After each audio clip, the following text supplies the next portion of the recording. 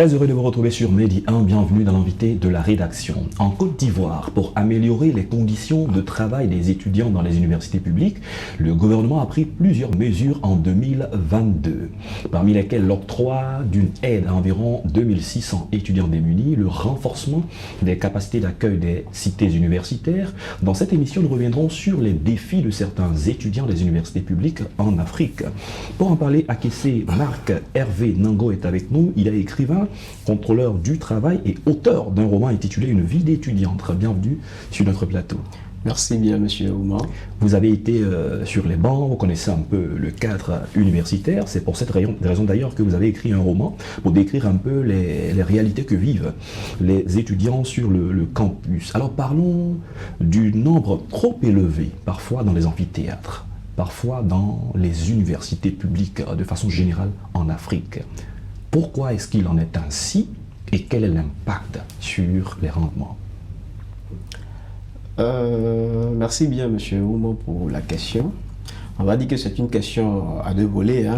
Pourquoi est-ce qu'il en est ainsi et quel est l'impact direct?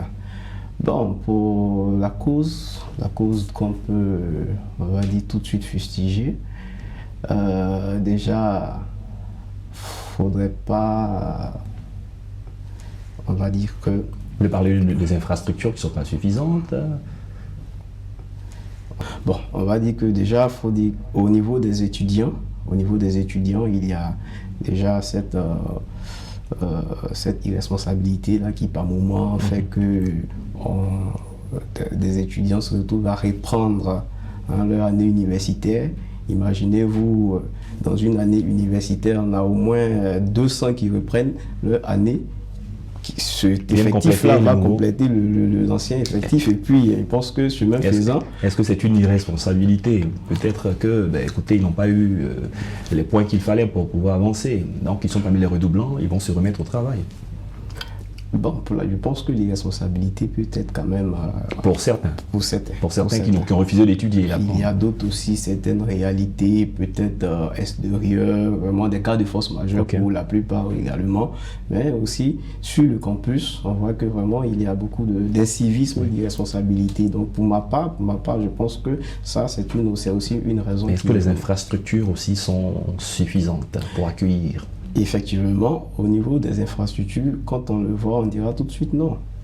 Tout de suite non, parce que quand vous vous retrouvez dans un amphithéâtre qui normalement a une capacité d'accueil de 500 ou peut-être 400 étudiants, ou dans cet amphithéâtre, là, on est à près de 1000, mais on voit tout de suite que les amphithéâtres déjà sont en nombre insuffisant, et c'est également le cas pour les cités universitaires, parce que quand on se retrouve avec des étudiants qui élisent domicile dans des amphithéâtres pour vraiment se reposer, pour dormir, on voit que vraiment en termes d'infrastructure, il n'en a pas en qualité suffisante. L'une des réalités aussi pour lesquelles nous faisons cette émission, il y a la question de l'orientation. Alors le bac, on l'a eu, dans quelle filière il faut s'orienter? Parfois il y a beaucoup de difficultés. Alors quelles sont les difficultés qu'on peut rencontrer à ce stade-là? À ce stade déjà, il faudrait en termes de difficultés tout de suite pointer du doigt la responsabilité parentale. Voilà. Parce que l'une des raisons majeures des mauvaises orientations part de la base, c'est-à-dire les parents. Vous voyez, nous sommes dans un contexte où les parents veulent choisir pour leurs enfants. Voilà. Ils estiment que leur choix est le meilleur. C'est comme ça. Sans discussion. Sans discussion aucune. Et là, ils soumettent leur volonté à l'enfant. Je veux que tu sois médecin, juriste, ainsi de suite. Voilà. Sans demander qu'est-ce que tu veux faire. Voyez-vous? Et il y a aussi il y a cette réalité-là pour ma part qui est l'une des réalités majeures. Voilà. Et après cela, il y a aussi peut-être le nombre de places, des capacités d'accueil dans une filière pour des étudiants qui veulent être orientés en sciences économiques. S'il y a par exemple 200 places, alors qu'il y a une demande de 1000 étudiants, mais finalement ceux qui n'ont pas vu leur choix être réalisés vont se retrouver sur un second choix, un troisième choix, et parfois se retrouver hors même du système des universités publiques, pour se retrouver au privé. Tout à fait, tout à fait. Effectivement, ça c'est une réalité aussi qu'il faut tout de suite pointer du doigt. Mais bon, quand on pointe cela, qui en sont les responsables? On va dire que automatiquement c'est à nos gouvernants de faire ce qu'ils ont à faire, notamment construire davantage les infrastructures. Et puis bon, je pense que la question se règle tout de suite. Mais quand on finit de faire ça, le problème au niveau familial demeure toujours. Oui. Une question de suivi parental. Tout à fait. Accompagnement, compréhension, conseil jusqu'au bout. Tout à fait. Voilà. Alors, comment se fait-il que, bien des fois, il y a un manque de communication directe entre parents et enfants dans les choix à faire, au point que certains imposent leurs choix à leurs enfants? Bon, déjà, il faut voir, on va dire, la nature de la société dans laquelle nous sommes. Voilà. La société africaine est une société qui, on va dire, est d'essence gérontocratique, où la part belle est faite aux aînés. C'est ce qu'ils disent, on se dit que l'enfant, il n'a pas encore cette illumination, donc il ne sait pas ce qu'il veut, il ne sait pas ce qu'il dit.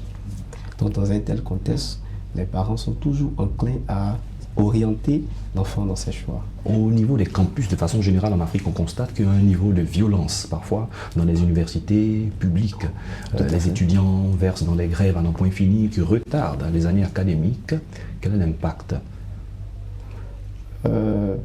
L'impact tout de suite, c'est, on va dire, déjà merci pour la question parce que c'est un sujet, c'est une question même qui est vraiment actuelle. Voilà, c'est une question qui est actuelle. À ce niveau, l'impact que nous pouvons vraiment cibler, c'est celui de la qualité de la formation qui est distillée. Oui. Parce que quand on se retrouve dans un milieu universitaire où il y a à chaque fois des grèves intempestives, des interruptions de cours, de programmes à autres, on se retrouve carrément, c'est-à-dire que c'est un peu comme si vous prenez toute la motivation et à un moment donné, on vous démotive. Voyez-vous? Donc, dans un tel contexte de choses, on voit que déjà la formation qui est distillée, vraiment, elle perd de son essence. Et parfois, il y a beaucoup d'abandon. Certains étudiants qui finalement vont faire autre chose. On va dire c'est monnaie courante. Ouais, et finalement, c'est le système académique lui-même qui va prendre aussi on va dire qu'il y a empathie, hein, c'est le système qui empathie. Alors face à toutes ces réalités, vous qui avez un œil un peu plus avisé, puisque désormais vous êtes auteur d'un ouvrage dont vous avez observé le système académique, qu'est-ce que vous pouvez faire comme proposition pour améliorer, un tant soit peu, les conditions de vie et de travail des étudiants, pour que cela ait un regain positif sur le développement de nos pays africains? Déjà, il faudrait en premier lieu que l'on prenne conscience d'un fait, et c'est le fait culturel. Pour le cas de la Côte d'Ivoire, nous vivons dans un État avec une diversité culturelle qui ne dit pas son nom. C'est un atout. Quand nous nous retrouvons, oui, c'est un atout, mais quand il est mal perçu, après ça devient, on va dire, comme on le dit, là, un désavantage. Voilà, il faudrait déjà réaliser que quand nous nous retrouvons sur l'espace universitaire, c'est une multiplicité culturelle qui se retrouve sur cet espace-là. Alors, l'acceptation de l'autre, ça part de là d'abord. L'acceptation de l'autre, et après quoi, il y a des valeurs du civisme et de la citoyenneté, pour ma part, qui doivent être vraiment, vraiment prônées par ces étudiants et qui indiquent, c'est-à-dire que à ce niveau, il y a un travail de fond au niveau étatique qui doit prôner ces valeurs-là de telle sorte que les impétrants également en fassent de même. Et encore, pour se faire entendre, parce que c'est là maintenant qu'on va dire qu'on rentre dans le vif du sujet, parce que c'est comment on se fait entendre, parce que pour nous, c'est parce que ces étudiants-là n'arrivent pas à se faire entendre qu'ils usent de la violence. Et je pense qu'il faut asseoir la table du dialogue. Et je pense que pour cela, le gouvernement même montre l'exemple à chaque fois. Il faudrait, nuit et jour, s'asseoir autour d'une table, essayer de se comprendre. Qu'est-ce que vous voulez, vos revendications, qu'est-ce que vous voulez, qu'est-ce que vous entendez faire, et on essaie de se comprendre. Et trouver un juste milieu pour l'intérêt. Trouver, effectivement. Certainement, on ne pourra pas s'entendre sur tout, mais à un moment, il faudrait faire des compromis. On dira que, OK, pour cette revendication, laissez-nous peut-être 2 ans et vous verrez cela faire. Mais il faudrait aussi que, après, ces promesses-là soient vraiment mises en effet. Mais le cadre de discussion étant établi est très très important. Merci à Kessé Marc Hervé Nango d'avoir accepté de partager votre expérience sur les questions liées au monde universitaire avec nous sur ce plateau. Je rappelle que vous êtes écrivain, contrôleur du travail, auteur d'un roman intitulé Une vie d'étudiante. Merci d'être passé. Merci bien, monsieur. C'est la fin de cette émission. Merci de l'avoir suivi. Bonne suite de nos programmes sur Média.